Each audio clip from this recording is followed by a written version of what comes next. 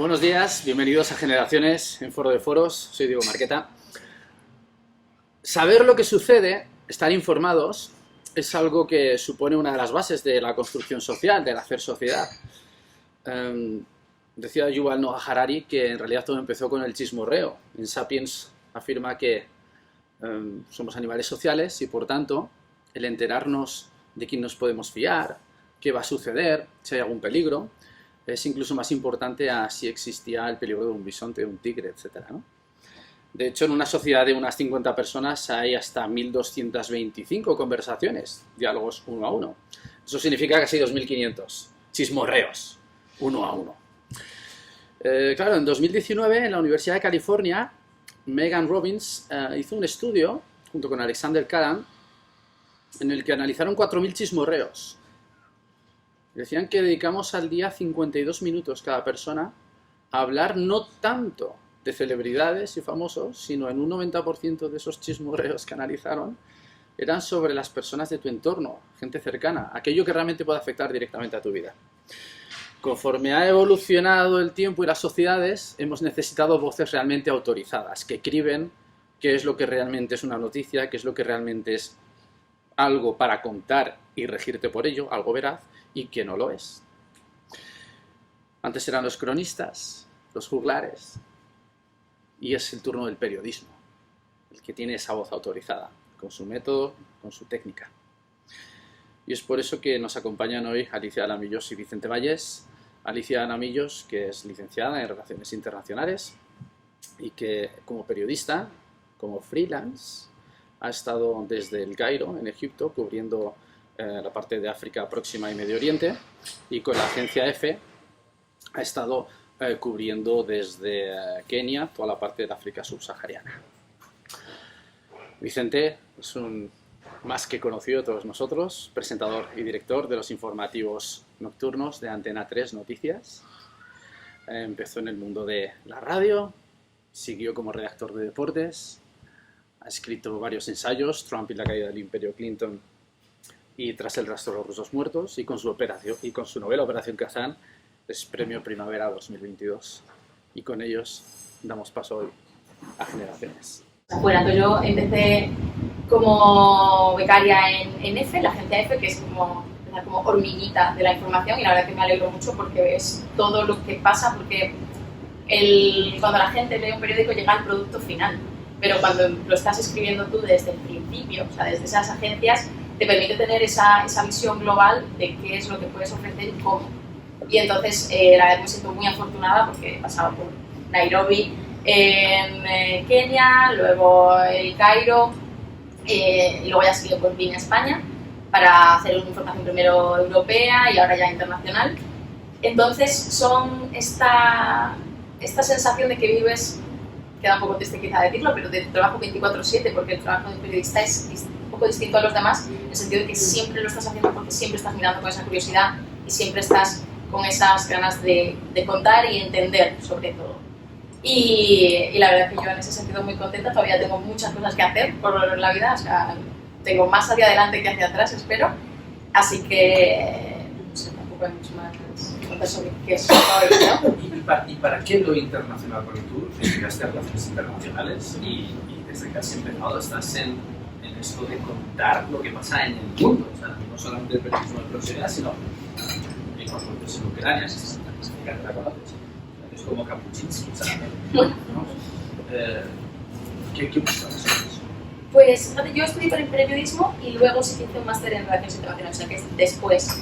Pero son, sobre todo, y creo que el coronavirus primero, pero luego evidentemente la guerra de Ucrania, todas las crisis que ha habido en cadena de suministros, nos ha demostrado que ahora está todo conectado. O sea que lo que pasa muy lejos, aunque parezca pequeño, nos puede afectar en España. En España es verdad que la información internacional se lee menos que la política, que los deportes, evidentemente, pero creo que quizá cada vez más sí que puede cambiar esa mentalidad del lector o del televidente o lo que sea, para ver esa visión global del mundo, que estamos todos interconectados.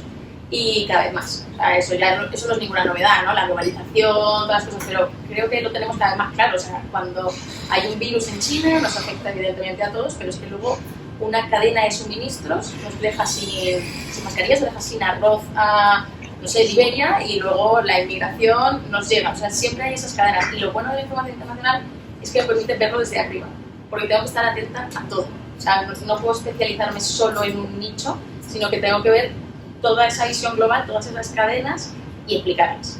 Porque no es tan fácil, especialmente si un lector está muy lleno de prisa cada vez más, tenemos 1000 otras historias que contar. Encontrar la forma de contarles algo pequeño para explicar algo más grande me parece que es todo un reto. Y en ese paso, has dicho, Alicia, que sois 24/7, sí, con las ambulancias, sus bomberos, la noticia salta como salta.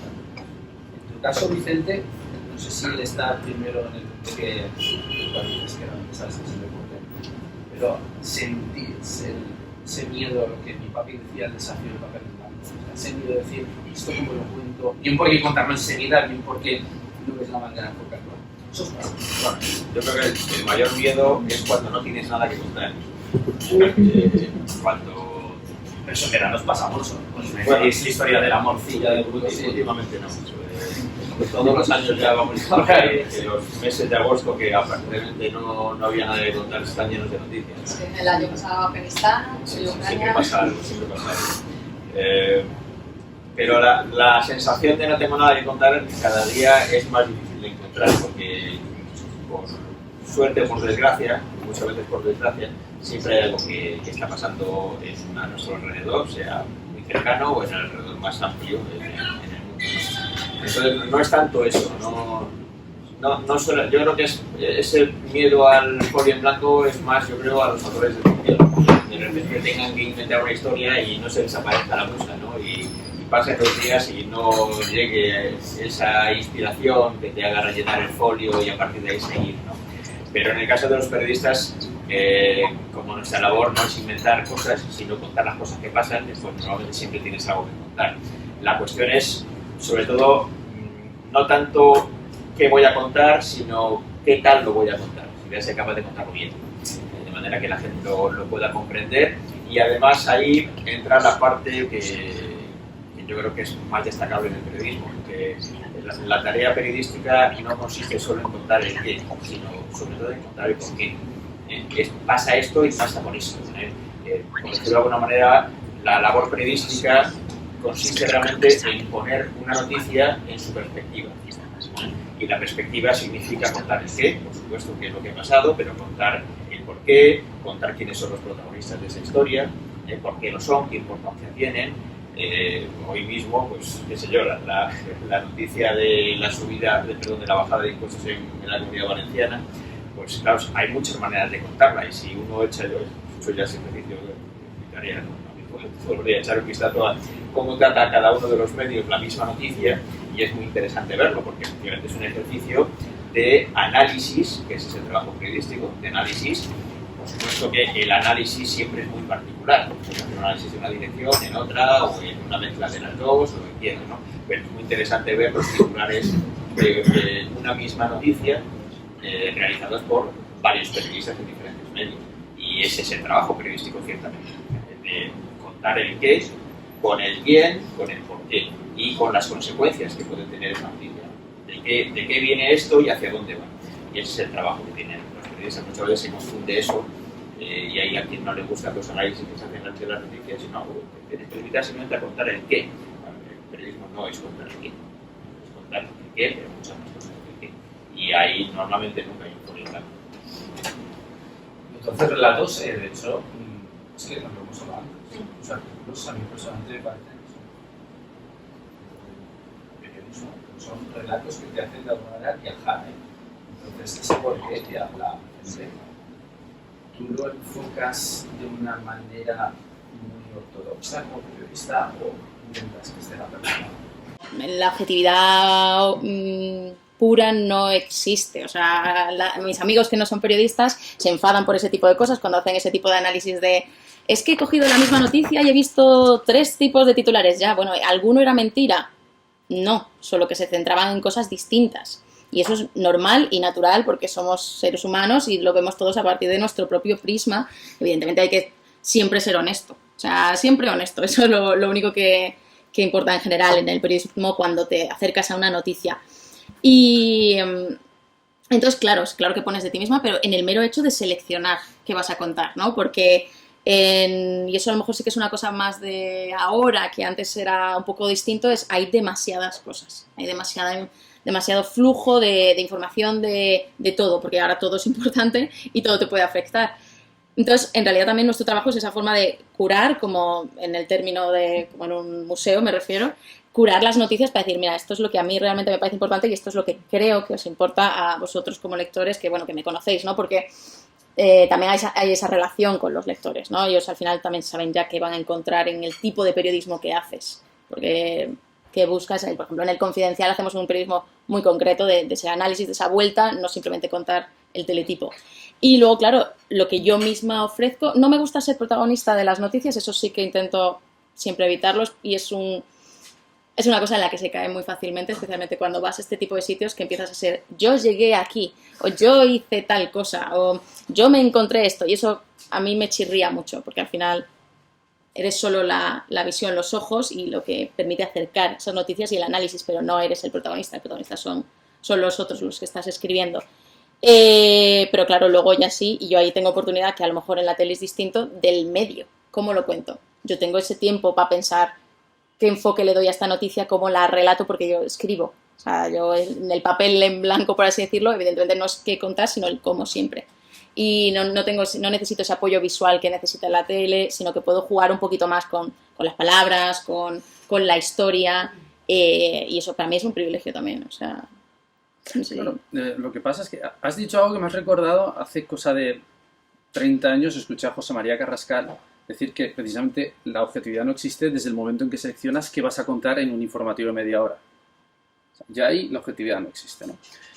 Pero lo que has dicho tú es un caso de honestidad. Lo que pasa es que, claro, ¿cuánta gente ve el informativo de Antena 3 porque es Antena 3? ¿Y cuánta gente ve el informativo de Antena 3 porque es el de Vicente Valles? Desengañémonos, tú eres un icono pop.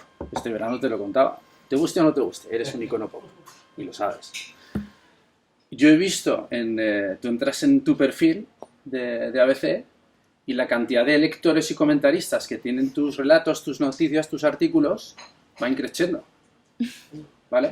No creo que cada vez sea más interesante lo que pase, hombre. Evidentemente la situación internacional es la que es. ¿Cuánta gente lo que quiere es escuchar a Vicente Valles? ¿Cuánta gente lo que quiere es leer a Alicia Lamillos? Bueno, yo creo que para mí es todavía muy pronto. O sea, empiezo ya a lo mejor sí el nombre y evidentemente hay gente que sí que te busca, pero en mi caso es pronto. Y no soy una cara, que es que la tele es mucho más cercana en ese sentido porque te pones tú delante de la noticia. En el caso del periodismo, del periódico, estás detrás, solo lo firmas. Es distinto todavía. O sea, quizá más adelante. O sea, de momento todavía no, para mí es pronto. La tele tiene unas circunstancias específicas que son diferentes efectivamente que la prensa escrita, que por otro lado la prensa escrita es la madre de todos nosotros. Es decir, la televisión es una advenediza en el mundo de la información. Y de hecho, si exceptuamos los canales de 24 horas de noticias, que en España han prosperado muy poco comparado con otros países. Es decir, en Estados Unidos hay varios canales que compiten y que son importantísimos, que dan solamente noticias. En el Reino Unido los hay en Francia, los hay en Italia. Aquí hay un canal público, pero que no lo ve casi nadie. Que quizá el único canal que se puede equiparar medianamente a los canales de 24 horas de noticias internacionales es La Sexta, que ni siquiera es un canal de 24 horas de noticias, pero sí que podemos decir que es un semicanal de programas de actualidad, que tiene muchas horas dedicadas al día a la actualidad. Pero no tenemos un hábitat de canales de 24 horas de noticias que sea equiparable al de otros países. Pero bueno, la televisión en cualquier caso no, sobre todo la televisión generalista, como el canal en el que yo trabajo, no son canales específicos de información, aunque sí tienen información dentro, y la realidad es que si uno mira las audiencias de todos los canales generalistas, en España pues podemos hablar de canales generalistas, Antena 3, Telecinco y la 1 de Televisión Española, los programas informativos de esos canales son al final la columna vertebral de su programación, más allá de que si sumas los minutos, hay mucho menos minutos de información que de entretenimiento en estos canales, y sin embargo la información sigue siendo la columna vertebral de sus parrillas de programación. Pero la televisión tiene algunos aspectos muy diferentes, como decía, de lo que puede ser la prensa escrita. Por ejemplo, ¿por qué la gente que ve los informativos de Antena 3, por qué los ve? Pues hay diferentes tipos de espectadores. Claro, cuando tienes 2,5 millones o 3 millones de espectadores diarios, no todos son iguales. Eso es que no es igual que cuando alguien busca una información específica en un periódico, que suele ser un lector muy específico, que va buscando eso en concreto. No hay, digamos, mucho lector generalista que lee todas las páginas de periódicos, sino que cuando busca algo en concreto es un lector específico. En la televisión no pasa tanto eso. Puede haber un porcentaje que sí, que hay un porcentaje X que no sabría calibrar, de gente que ve ese informativo porque es el informativo que le gusta y se quiere verlo todos los días y tal. Eso yo creo que es un porcentaje seguramente bastante fijo, pero bastante pequeño, del 100% de los espectadores que nos ven. Creo que hay un porcentaje muy grande de espectadores que ven ese informativo porque ven Pasapalabra y se quedan a ver. Esto ocurre ahora con nosotros, por fortuna, igual que antes, por mala suerte, ocurría con nuestro competidor, cuando Pasapalabra estaba en nuestro competidor. Hay un porcentaje de gente que tiene puesta la televisión sin más, y a lo mejor le presta atención un ratito y otro no, pero simplemente la tiene ahí puesta y no atiende especialmente.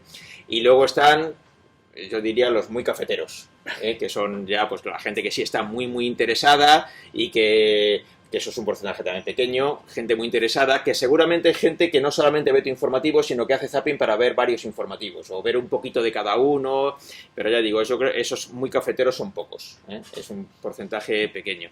Entonces, es muy importante para quien trabaja en la televisión ser consciente de esto, porque si no, por un lado, lo más importante de todo es que te estás equivocando y por otro lado estás haciendo el tonto, si no quieres asumir la realidad. Si las realidades son así.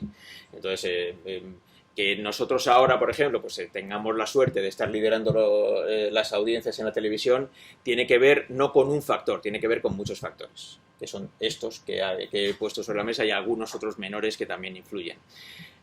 Y luego hay un aspecto muy interesante que solamente pasa en la televisión.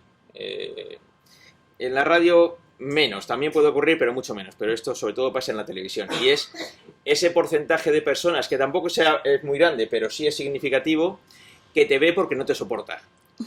Y entonces, que es un espécimen de espectador que pasa su vida esperando que llegue la hora de ver a alguien para ponerlo verde luego en Twitter, que ese es un modo de satisfacer los instintos, ¿no? Entonces, esto ocurre en televisión especialmente porque la televisión tiene esa cosa, ¿no? Esto, pues, no creo que haya tantos que vayan a buscar, voy a buscar a este que firma un artículo todos los días en el periódico tal, que lo voy a poner verde después. Esto no ocurre tanto, ¿no?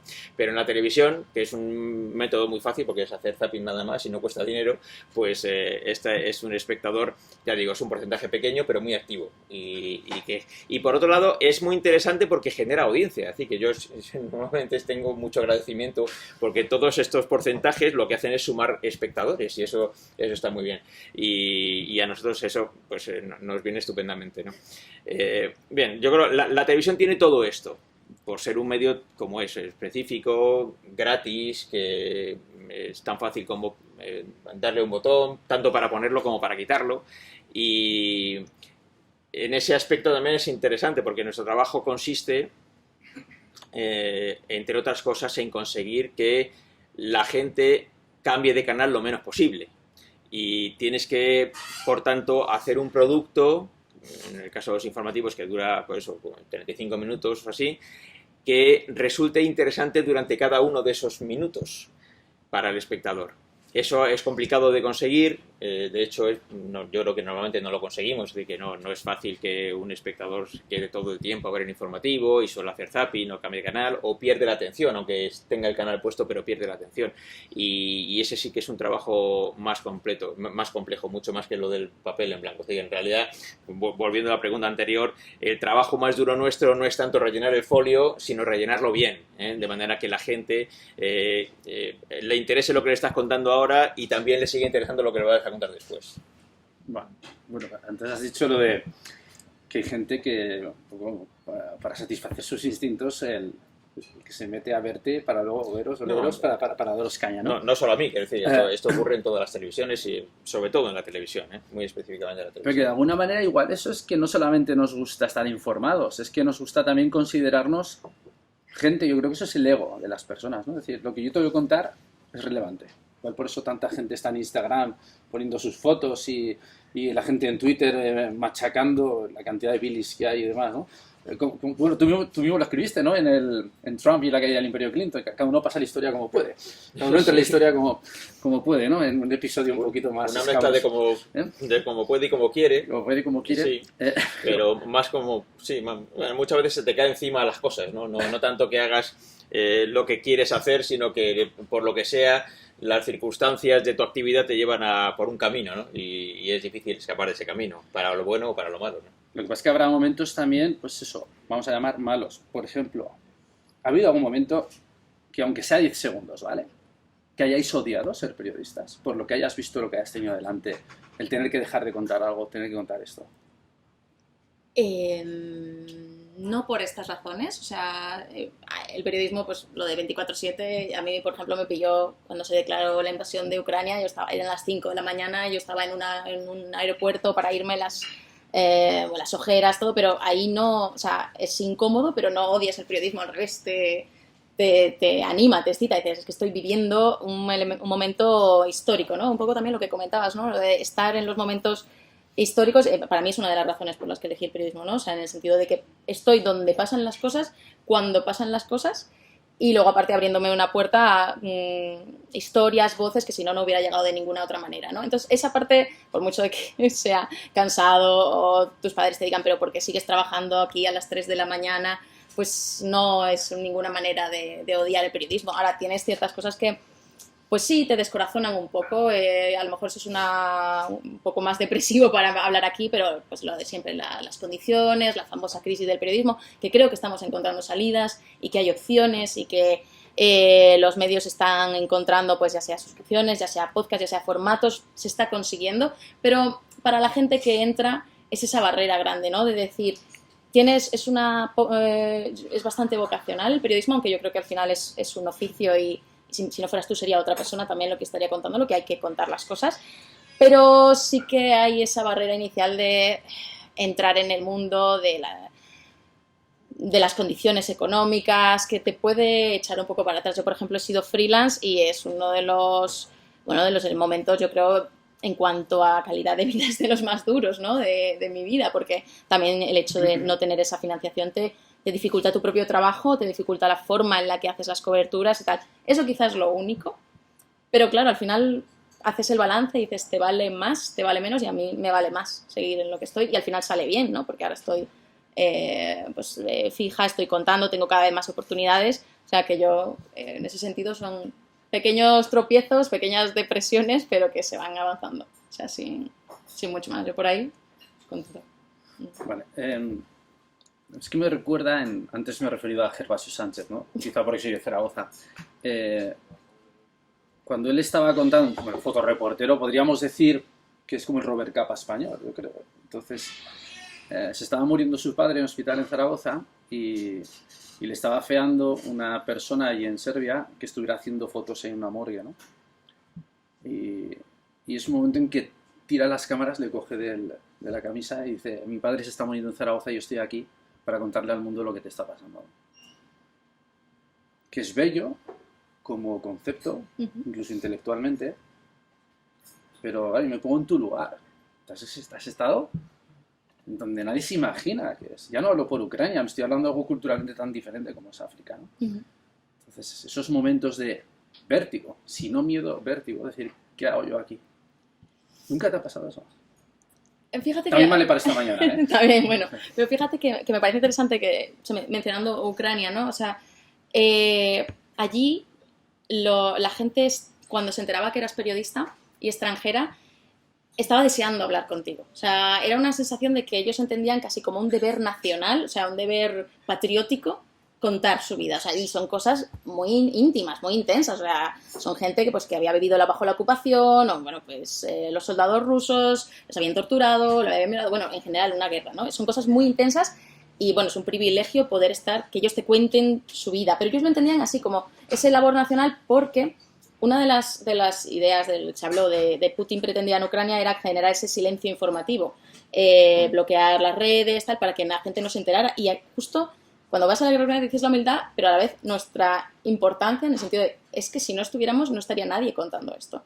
No digo yo Alicia Lamillos porque al final ya sería otra persona, pero sí que es tan importante contar eso. Y luego, por ejemplo, en cambio, cuando mencionas África y la morgue, uno de mis momentos así un poquito más duros, en cambio, sí que fue cuando tuve que cubrir un atentado que hubo en Garissa, que es un pueblo que está en la frontera entre Kenia y Somalia, y unos milicianos de Al-Shabaab, el grupo terrorista islámico de allí de Somalia, entraron en la universidad y empezaron a matar a tiros a todo el mundo. Fue un asalto que duró bastantes horas, o sea que murieron mucha gente, no me acuerdo ahora mismo, pero entre 88 y 100. El pueblo era tardó muchísimo la policía en poder entrar, el pueblo era muy remoto, bueno, Kenia es un país pobre, trajeron luego todos los cadáveres a Nairobi para que las familias pudieran identificarlos, porque la universidad, al ser una de las menos reconocidas o ser más peligrosas, iba gente como que los que tenían las peores notas o las menos medios y los mandaban allí desde todo el mundo. Entonces, claro, yo tuve que ir allí a la morgue a cubrirlo. Y para mí me da un poco de vergüenza porque es uno de los momentos que creo que lo hice peor en el sentido de, claro, estás viendo allí los cadáveres, estás viendo a las familias, estás viendo todo ese dolor y te afecta. Y entonces en un momento dado yo me puse a llorar con una chica que había venido desde la universidad a ver si identificaba a sus amigos. O sea, imagínate.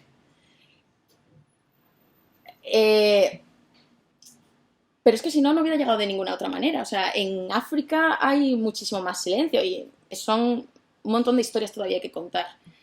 ¿Te pasa factura? Sí, claro. Pero al final te repones y sigues contando esas historias y contándolas porque tú sientes que es importante que estés allí. Te digo, has elegido ser tú el que esté allí y para mí es un privilegio también, o sea, poder estar viviendo esas cosas. Bueno, esta parte es interesante en el trabajo del periodista porque es imposible comportarse como un robot ante circunstancias en las que estás viendo a tu alrededor el sufrimiento humano. Y esto es algo que a los periodistas nos toca vivirlo y contarlo muchas veces. Por ejemplo, situaciones en las que sientes miedo. Y claro, está como contaba Alicia, algunos de los ejemplos que daba, ¿no? Yo estuve en... creo que la vez que más miedo he pasado en mi vida fue estuve en Rumanía cuando cayó Ceausescu. Y yo era muy jovencito. Y como era muy jovencito, pues me lié la manta a la cabeza y fui allí. Me ofrecí voluntario para ir allí, en medio del día. Era en los días de Navidad, cuando ocurrió. Y bueno, viví una situación que no he vuelto a vivir en mi vida, espero que no me vuelva a tocar, de estar en medio de un fuego cruzado. De disparos entre los milicianos que no se veía dónde estaban, se oían los disparos pero no veías ni los que tiraban de un lado ni los que tiraban del otro, pero las balas iban de un lado para otro, ¿no? Y esta es una situación en la que, claro, el miedo es inevitable, no sabes dónde meterte, no sabes cómo refugiarte, no sabes de dónde vienen las balas, de repente sonaban disparos había tanques por las calles y sonaba un disparo, un cañonazo, que tal, bueno, al tanque sí que lo veías, porque además sonaba, el ruido de los tanques avanzando por las calles es una cosa que no puedes olvidar en la vida. Es un sonido muy específico de las cadenas estas de los tanques rodando por las calles. Claro, al final es una cosa que te afecta personalmente porque estás allí metido en medio de un lío que luego tienes que intentar contar de la manera más alejada posible de una situación en la que tú no has estado alejado porque estabas metido en el medio, ¿no? Me ha ocurrido situaciones ya no de sentir miedo, pero sí de que te afecten mucho personalmente al ir a cubrir atentados terroristas. A todos nos ha pasado en la época de los años de plomo aquí en España de ETA, de pues, ir aquí cerca, pues, aquí, a 1 kilómetro de aquí, a una mañana, montones de mañanas, en las que sonaba el teléfono o estabas escuchando la radio y de repente decían, acaba de producirse un atentado en la calle tal o en la calle cual, aquí en Madrid, y salías corriendo para allá y llegabas cuando todavía estaban los cadáveres allí, agujereados. Yo el primero que viví fue cerca de la estación de Atocha y habían ametrallado a un coche en el que iban 3 militares y cuando llegué estaban allí todavía, ¿no? Entonces estas circunstancias son muy habituales. El 11M, el 11S en Estados Unidos, que también lo cubrí, los atentados islamistas en Europa, en París, así que, y estas circunstancias, claro, no son noticias que tienes que contar de la manera más no sé muy bien cómo calificarlo, pero intentando alejarte de la circunstancia en el ámbito personal, pero es muy difícil alejarse del ámbito personal cuando ves el sufrimiento de las personas y bueno, pues esta es una parte del trabajo muy específica que intentas hacer bien y no siempre estás seguro de que lo has hecho bien, ¿no? Precisamente por eso, porque es algo que también te toca en lo personal. Gracias por contarlo. Es que esas lágrimas normalmente no son figuradas, ¿no? Es el mismo Márquez, el cámara de Pérez Reverte, ¿no? Que le decía, si quieres ayudar a esa enfermera, cabrón. Que, de hecho, hay una foto que está aportando una niña, ¿no? Allá en Serbia. El mismo Márquez es el que decía que de vez en cuando tenía que quitar el ojo del visor de la cámara, secárselo y seguir, ¿no? Sí, es que no soy robot. Es muy difícil, es muy difícil. Es decir, hay circunstancias en las que no puedes actuar como si fueras una máquina insensible, ¿sabes? Porque no es así, ¿no? Y claro, a mí no me ha ocurrido, pero puede darse la circunstancia de que estés ante una situación en la que tengas que elegir entre parar de hacer tu trabajo para ayudar a alguien. Porque puede estar alguien en riesgo y tienes que... Y se supone que en el... Si haces una definición de periodista es el que no interviene en lo que pasa, simplemente cuenta lo que pasa, pero es que no eres solamente un periodista, eres una persona, entonces esto te puede llegar a involucrar en alguna circunstancia en la que sea inevitable que te involucres, ¿no? Porque no puedes ahí actuar de una manera insensible, ¿no? A veces cuando las noticias dais hablo ahora en el registro televisivo, ¿no? Cuando dais una noticia y se ve la cara compungida, ¿no? Sobre todo estoy acordándome de los años de ETA, ¿no? Cuando estos malnacidos hacían lo que hacían. Claro, a veces tú piensas, está actuando porque no deja ser televisión. La televisión cada minuto vale oro, ¿no? O realmente es que esta persona lo está sintiendo ahora sí, ¿no? Entonces creo que las personas elegimos, mi opinión no vale un carajo, pero bueno, me da la sensación que las personas elegimos a aquella persona que te lo cuente y que realmente, si le ves que haya acontecido a esa persona es porque realmente lo siente así. O sea, yo pienso que las personas huimos de esos robots informativos, ¿no? ¿Es así realmente? Bueno, es que es lo normal, sería absurdo presentar con una sonrisa determinado tipo de noticias, ¿no? Pero hay unos rictus que son como especialmente afectados. Sí, ¿no? Pero bueno, es normal, sobre todo cuando es una noticia que a lo mejor se acaba de producir y la tienes que contar casi sobre la marcha, ¿no? Es decir, pues lógicamente te sorprende igual que le puede sorprender a cualquiera que te esté escuchando, ¿no?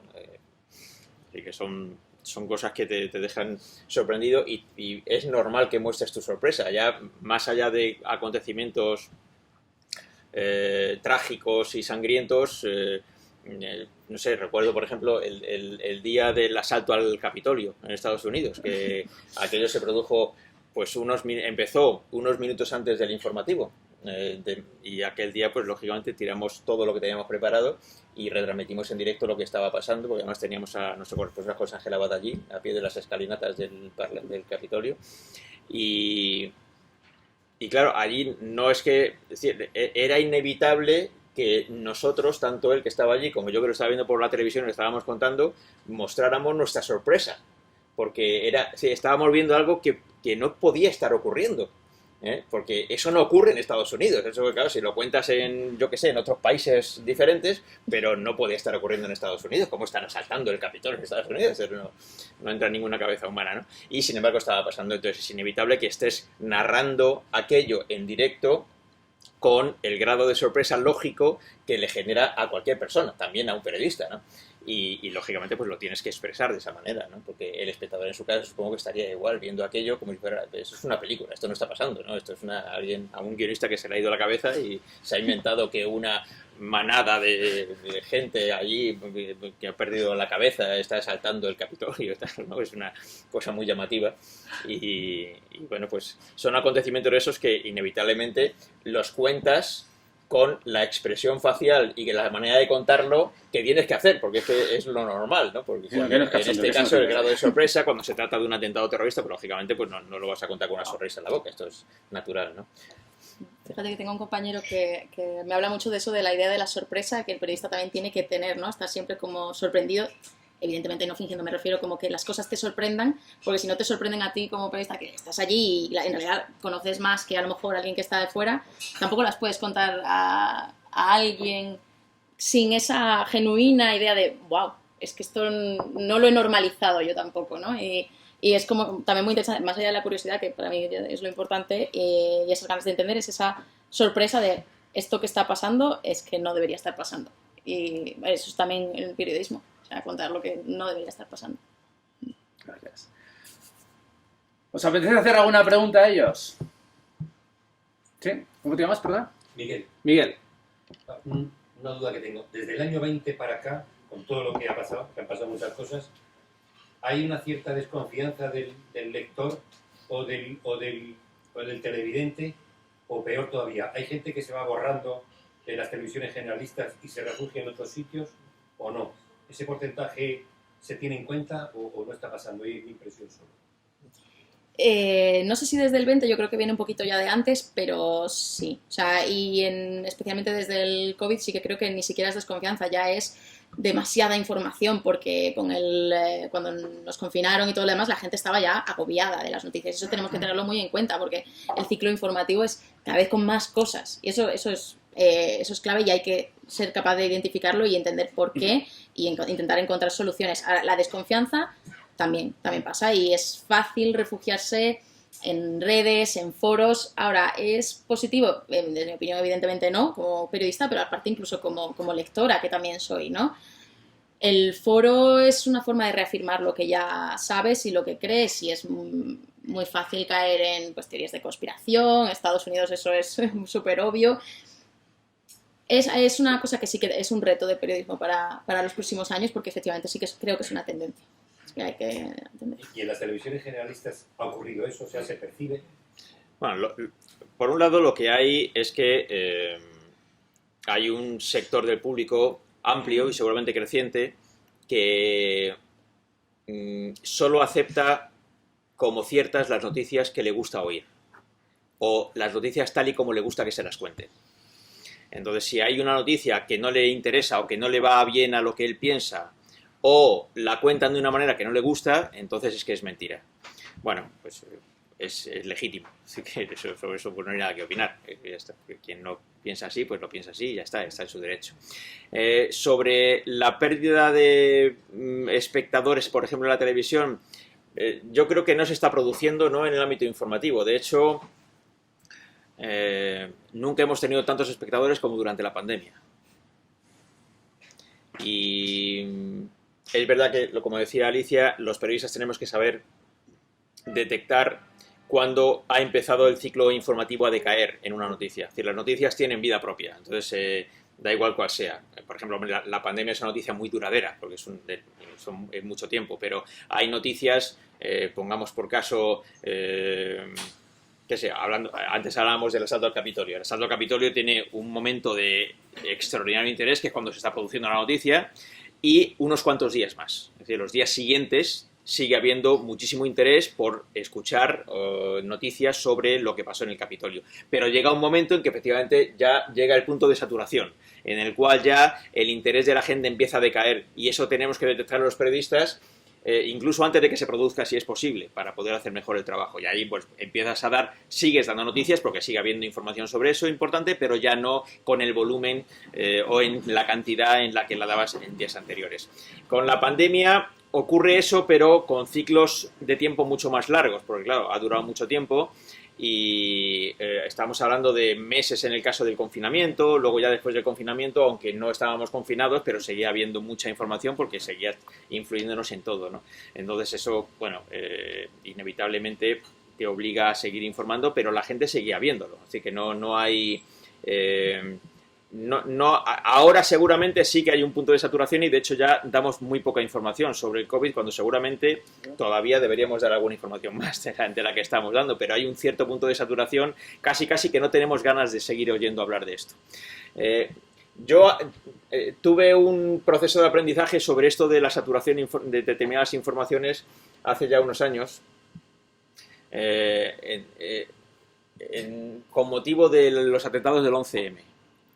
Aquí en Madrid, porque justo cuando se iba a cumplir el primer aniversario del 11M, yo trabajaba entonces en Telecinco y tenía un programa a esta hora de la mañana, se llamaba La Mirada Crítica, y era un programa de tertulia y de análisis y de entrevistas que era muy similar a otros dos programas que metían en Antena 3 y Televisión Española. Hacíamos más o menos el mismo tipo de programa a la misma hora.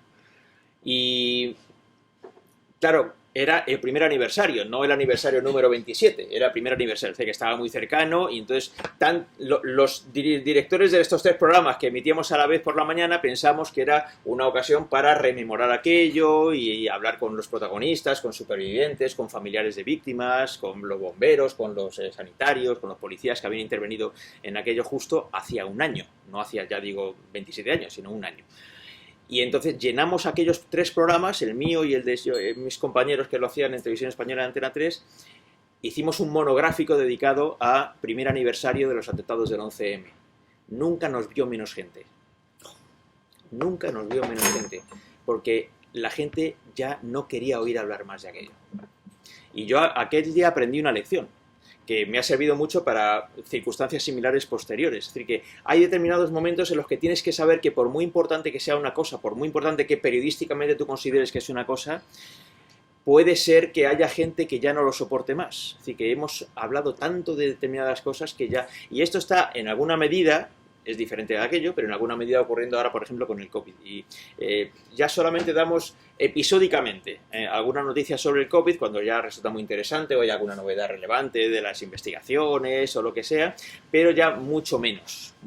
Por suerte también, pues la epidemia ya no es lo que ha sido y bueno, podemos estar aquí todos sin mascarilla, como estamos en este momento, lo cual es una suerte. Pero es un aprendizaje periodístico saber eso, en qué momento tienes que dar todo lo que tienes en contar una noticia y cuándo tienes que empezar a bajar el listón en esa información en concreto.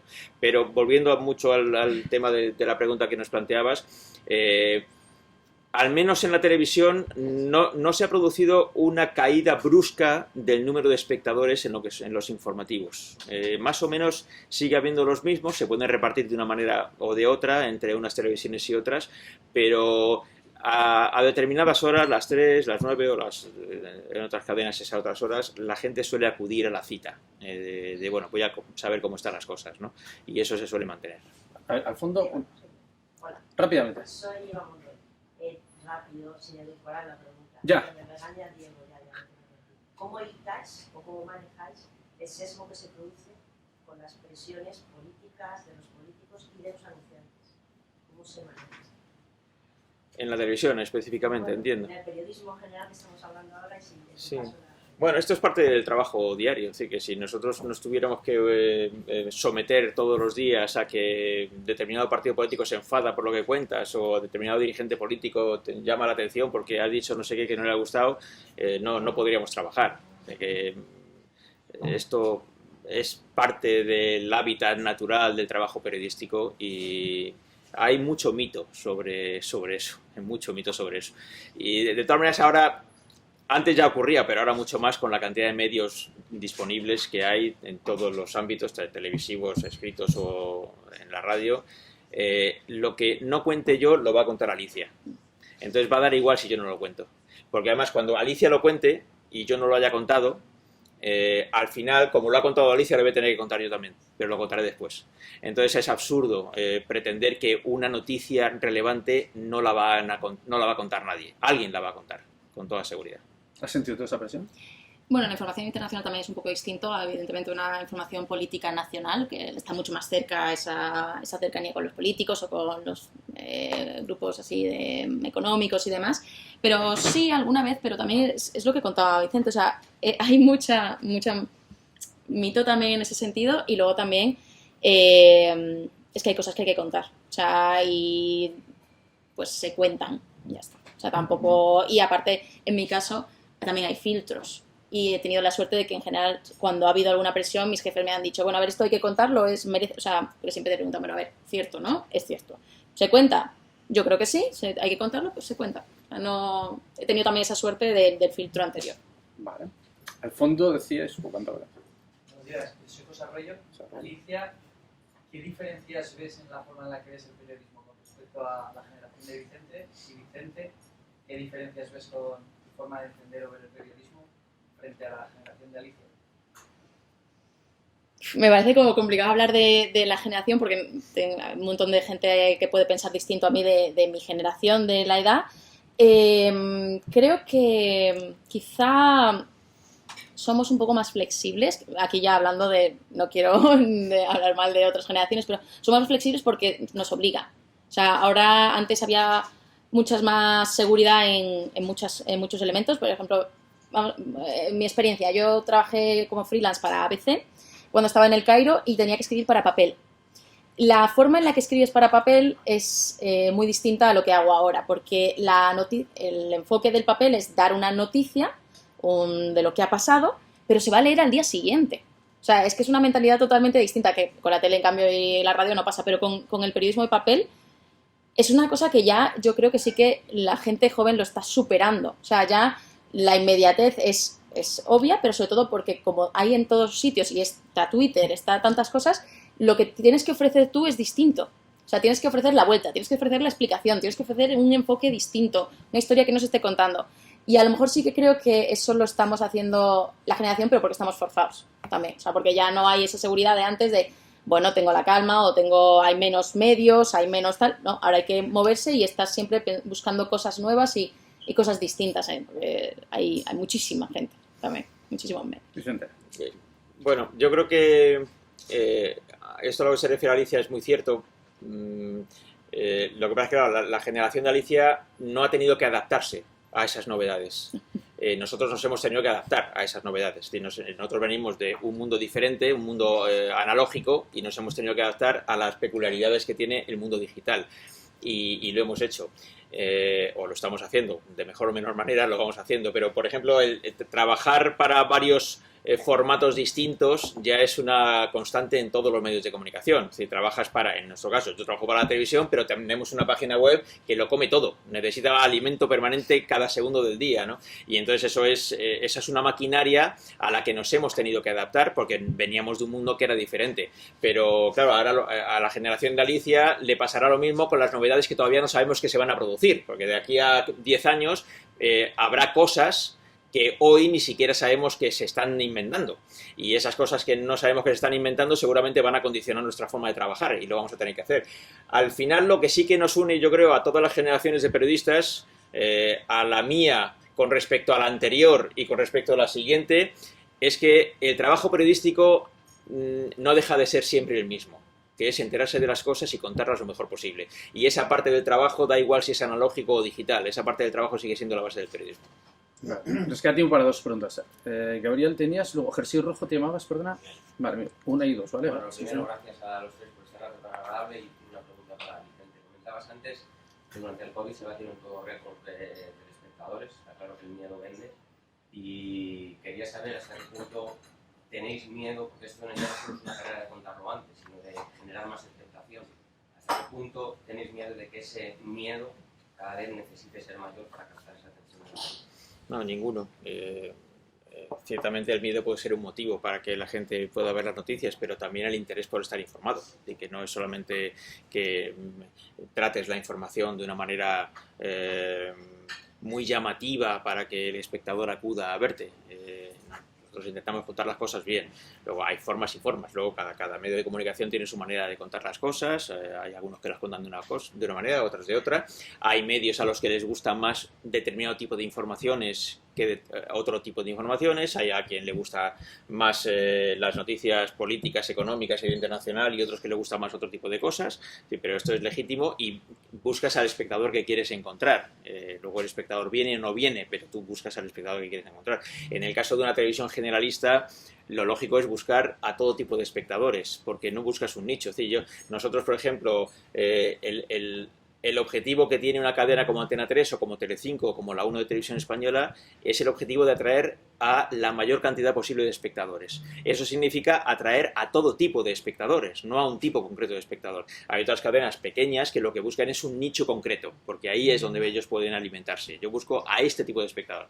Lógicamente, una cadena que se dedique a dar solamente información de fútbol no está buscando a gente a la que no le gusta el fútbol, busca solamente a los que le gusta el fútbol. Yo busco a los que le gusta el fútbol, a los que no le gusta, a los que les gusta esta cosa, a los que le gusta aquella otra, porque queremos tener la mayor cantidad posible de espectadores y para eso tenemos que intentar dar satisfacción también al interés de la mayor cantidad posible de espectadores. Y eso normalmente se hace contando las noticias de la mejor manera, no necesariamente llamando la atención. Penúltima pregunta. Cada día ocurren en el mundo muchas cosas positivas y cosas negativas, sin embargo los medios de comunicación en general ponen mucho el foco en lo negativo, lo pesimista, lo dramático. ¿Es realmente inviable captar la atención de un gran número de espectadores sin hacer, o sea, es realmente inviable haciendo hincapié un poco más en mostrar lo positivo y lo optimista? No estoy del todo de acuerdo en que todas las noticias sean negativas. Sí, no, claro, pero evidentemente cuando nos afectan más, pues suelen ser negativas. Y eso es una forma de, quiero decir, que es lo importante que hay que contar, pues lo que nos afecta también más. ¿Eso se puede entender como negativo? Sí, porque una cosa positiva nos afecta a lo mejor menos. Pero bueno, de todos modos, ya te digo, análisis, en información tecnológica suele ser positiva siempre. Internacional es verdad que parece que es más negativo, pero no estoy de acuerdo del todo con la afirmación así de principios. Y luego, no creo que se atraiga al lector con positivo o negativo, en el caso, sino con esa idea de encontrar esa historia a lo mejor pequeña, que ya digo, puede ser positiva o negativa, para explicar algo. O sea, para mí eso es la clave, ¿no? Algo concreto que sirve para entender algo mayor. Entonces yo no siento esa presión de decir, es que tengo que encontrar algo más truculento para atraer al lector, ni creo que vayamos a caer hacia allí. Pero bueno, es una opinión personal. Sandra, Isabel, ¿tenéis Estoy muy de acuerdo pregunta? con Alicia. A mí me gustaría saber cómo os preparáis para dar una noticia que afecte a todo el mundo, como por ejemplo la guerra en Ucrania o la COVID-19, que no solo afecta, no contáis a lo mejor que estáis Madrid está en obras, por ejemplo, que solo afecta a las personas de Madrid, sino que es como que afecta a todo el mundo en general. Medio minuto, ¿no? ¿De cómo nos preparamos, dices? Bueno, en el caso de un acontecimiento como este de la guerra de Ucrania, pues lo que si no conoces suficientemente bien el entorno informativo de Ucrania, que bueno, es un lugar al que no le hemos prestado mucha atención salvo ahora, pues lógicamente te tienes que preparar un poco sobre esa materia, ¿no? Y conocer un poco mejor el país, las circunstancias en las que se ha producido esto. Es verdad que en este caso pues hay circunstancias históricas que vienen ya de muy atrás en la relación entre Ucrania y Rusia y bueno, pues lo que intentas es precisamente explicar ese tipo de cosas para que en nuestro caso el espectador entienda el entorno de la noticia. Pero claro, de repente dice, bueno, en Rusia invade Ucrania y la pregunta es ¿por qué?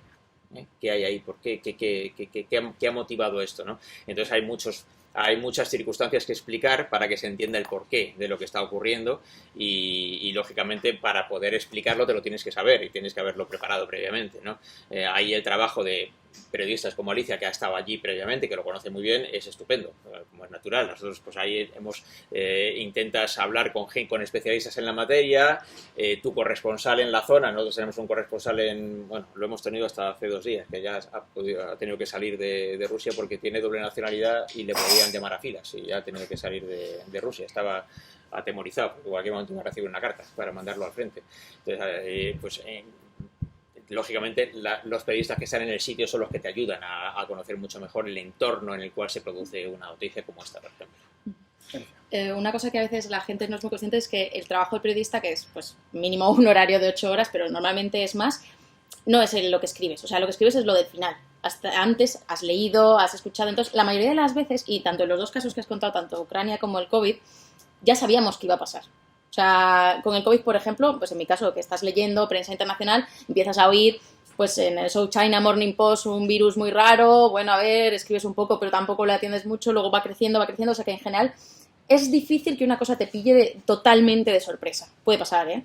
Pero es complicado. O sea, lo del asalto al Capitolio, el hecho del asalto a lo mejor sí, pero ya has estado viendo todo lo que se estaba alimentando, tal. Entonces, como periodistas, el artículo final o el producto final de la noticia es solo pues una parte.